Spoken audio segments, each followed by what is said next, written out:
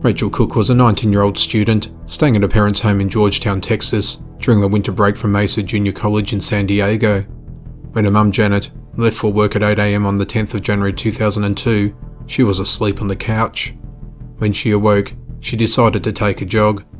She had been on the high school cross-country team and was taking regular 4-mile runs in the morning. Investigators believe that Rachel left home at around 9:30 a.m. and witnesses spotted her at various points on her route. Several neighbours saw her at 11 a.m. near the end of her run, just 200 yards from her home.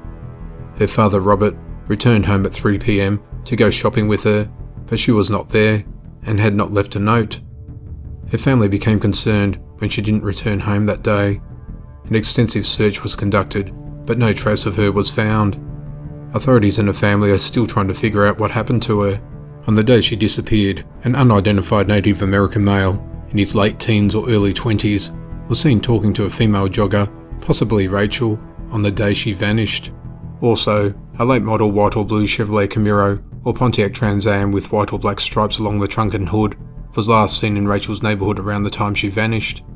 The case was first aired on the 12th of August 2002. It was profiled on America's Most Wanted and disappeared.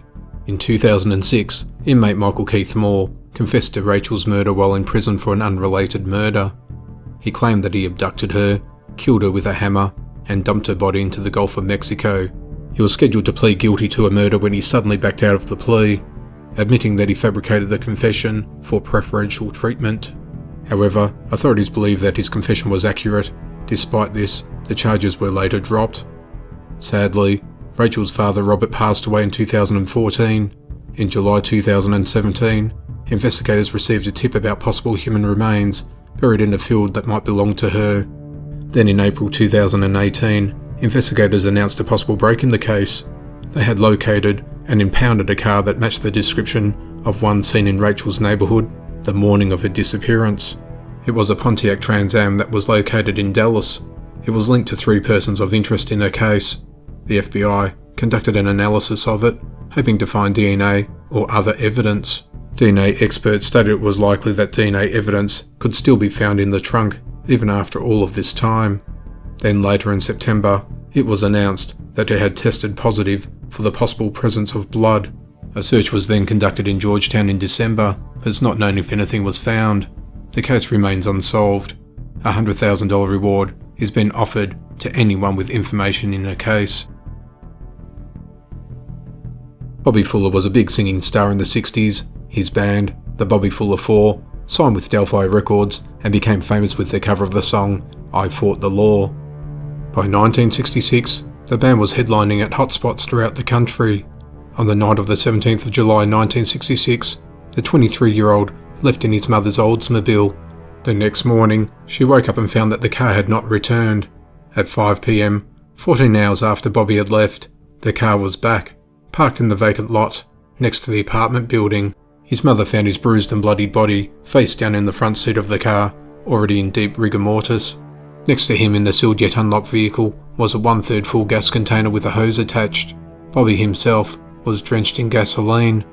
It appeared as though someone had tried to burn his remains, but got distracted. Blood was found on his face and the car seat next to his head. The state of his body showed that he'd been dead for at least 3 hours.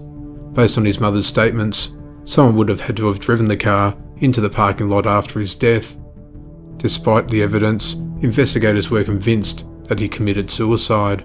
At first, they believed that he had died from drinking gasoline. However, the coroners found that there was no gasoline in his stomach. The coroner's office determined that he died of asphyxiation due to inhalation of gasoline. There were also discrepancies in the coroner's report. One page listed his death as an accident, while the other page had question marks next to the accident and suicide. Injuries on his body, including a broken finger and other bruises, suggested that he had been assaulted before his death. Worse yet, evidence was destroyed or discarded, and the vehicle was never dusted for prints. Bob Keane of Delphi Records witnessed one of the investigators throwing the gas can into the garbage. When asked why he did that, the investigators said that Bobby was just a rock and roll punk who killed himself. His family believes the investigators incorrectly assumed he committed suicide because his mother stated he was upset around the time of his death. However, She said the rest of his loved ones stated that he was not depressed or suicidal. Bob Keane did recall that he and Bobby had gotten into a disagreement about his music sounding too much like his idol Buddy Holly. However, he doesn't believe this upset Bobby enough for him to kill himself. Rumours began to swirl around that Bobby may have been murdered because his girlfriend, Melody, had connections to the mob. Bobby's drummer, Dalton Powell, had been confronted by 3 violent guys looking for Bobby before the murder. Others said Bobby was depressed over a cancelled tour. However, the circumstances surrounding his death are yet to be revealed. No one knew Melody very well, and the couple's relationship was kept private. It was most likely kept this way because Melody's boyfriend, who had allegedly had ties with the mob, was still involved with her. According to Bobby's brother Randy, the couple planned to go to a party at a beach on the night before Bobby was found dead. Melody apparently drove him to the party, where people allegedly were drinking and doing drugs. Rumours circulated that Bobby died of a drug overdose or a fight while at the party, and his death was a cover-up because other celebrities were there. However, no drugs were found in his system. The case remains unsolved and was originally aired on Unsolved Mysteries on the 18th of October, 1996. On the night of the broadcast, Melody called the contact centre. Although she confirmed several facts in the story, she did claim that she didn't date anyone who had ties to the mob, and she wasn't with Bobby the night he died. However, she also believes that Bobby didn't commit suicide. Years later, Bobby's death was changed from suicide to accident, and his family now hopes that his body will be exhumed in order to find out what happened to him. It's theorised that Morris Levy, the Roulette Records owner known for his strong-arm tactics and mafia ties, was involved in Bobby's death.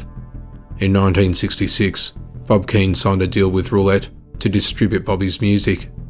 Randy believes that his brother may have been killed because he wanted to back out of a business deal with Levy, who died in 1990. However, this theory has not been confirmed. On the 18th of November 1993, Angie Housman disappeared on her way home from school. The happy-go-lucky 4th grader lived in St. Anne, a quiet suburb of St. Louis, in Missouri. She was last seen departing the school bus at a normal bus stop, just half a block down from her home. Normally she would walk with 3 friends, but unfortunately that day she was alone. Her mother noticed Angie missing around 5 p.m. Normally she would toss a school bag in the hallway and go outside to play. Family and friends scoured the neighbourhood, looking for the beloved little girl for 2 long hours before someone flagged down a cop. Detectives later said that those 2 hours could have been a matter of life and death. Then after 9 agonising days, her naked and frail body was found tied to a tree by a deer hunter in the Bush Wildlife Conservation Area in St. Charles County, a remote area near St. Louis. It's believed that she was alive when she was left there and died slowly of hypothermia. Her head was wrapped in duct tape with only her nose exposed. She had her hands handcuffed behind her back and more tape around her wrists, which were covered in deep lacerations, as well as her thigh. A small pile of ice chips had formed over her body, and analysis later revealed that the abductor had kept her alive for an entire week, torturing and raping her before taping her to the tree and abandoning her to die. Law enforcement officials found fingerprints on the duct tape at the crime scene.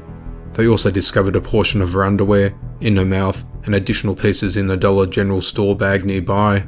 A sketch of a man thought to have been seen in the area of Angie's disappearance was reported 2 days prior to her abduction, but nothing ever came of that account. In addition, no one has ever identified the mysterious uncle she told a teacher about before her abduction, and no member of the family had plans to take her anywhere at the time of her disappearance. Law enforcement has also looked into whether other cases could be related to this one. A link was sought between it and that of another child who was abducted and murdered at the same time frame and the same area as Angie's disappearance. That case, however, was solved, and authorities believe the two weren't connected. Since that time, other children have disappeared and have been murdered, such as the unsolved disappearance of Bianca Noel Piper, who went missing on March 2005, and Heather Cologne, who was murdered in 1999. Authorities don't believe these cases were related. The case was solved over 25 years later in March 2019, when a crime lab tested DNA found on Angie's underwear. The DNA profile was placed into CODIS, the national DNA database. It was matched to 61-year-old Earl Webster Cox. At the time of Angie's murder, he had a family that just lived 3 blocks from her school. Cox had joined the Air Force in 1975, but was dishonourably discharged after he was charged with sexual offences involving 4 children he was babysitting in Germany.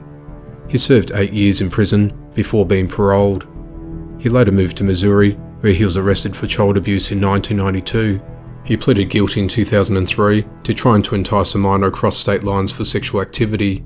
He also pleaded guilty to charges of having more than 45,000 indecent images of children on his computer. In 2012, Cox was labelled a sexually dangerous person. On the 5th of June 2019, after his DNA was matched to the profile found on Angie's underwear, he was charged with murder, kidnapping and sodomy. He will serve the rest of his years in prison. It's been suspected that he had an accomplice working with him at the time of the crime, although this has never been confirmed.